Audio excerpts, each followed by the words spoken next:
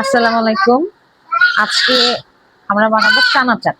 প্রত্যেকদিন যেরকম আমরা ছোলা খাই, সেই ছোলাটা না খেয়ে আমরা একটু ভিন্ন স্টাইলে চানা চাট বানাবো। তার জন্য আমরা যে সেদ্ধ করে নিয়েছি ছোলা, আর আমার পরিমাণ অনুযায়ী আমি ৩টা আলু দিয়েছি। আপনারা যদি কম বেশি দিতে চান দিতে পারেন। এর সাথে দিব ছোট করে কাটা টমেটো কুচি, শসা কুচি, পেঁয়াজ কুচি। যেহেতু আমার বাসায় ছোট ছোট বাচ্চা আছে, তো এই কারণে আমি কাঁচামরিচটা স্কিপ করবো।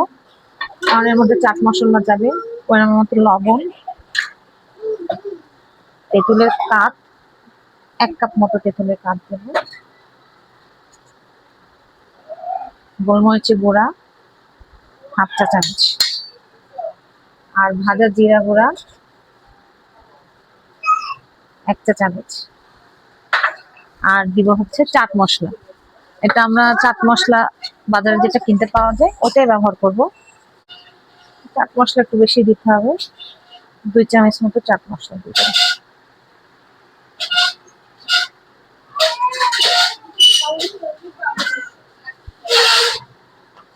এবং সাথে দেবো চিনি,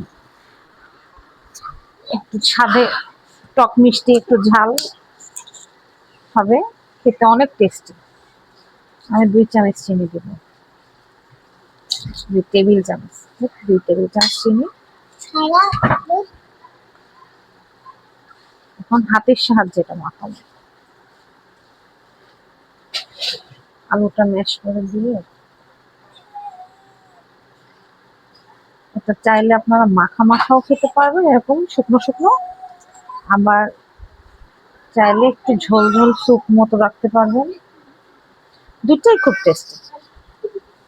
ঝোল ঝোল খেলেও মজা লাগবে, যেটা চটপটে আমরা যেরকম ঝোল খাই ওরকম, বা আবার এরকম মাখা মাখা রেখে একটু মুড়ির সাথে নিলেন, বা মন চাইলে পরোটা খাওয়া যাবে, লুচি খাওয়া যাবে।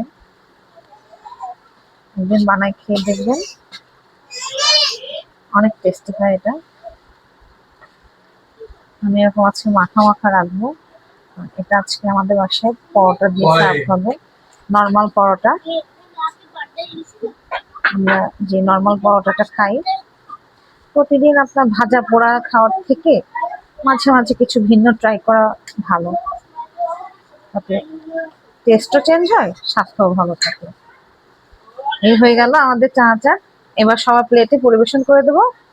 তো আশা করি আপনারা বাসায় সবাই ট্রাই করে দেখবেন, আমার এই চানা চাটটা কেমন লাগে জানাবেন। তো আজকের মতো আসি। আসসালামু আলাইকুম।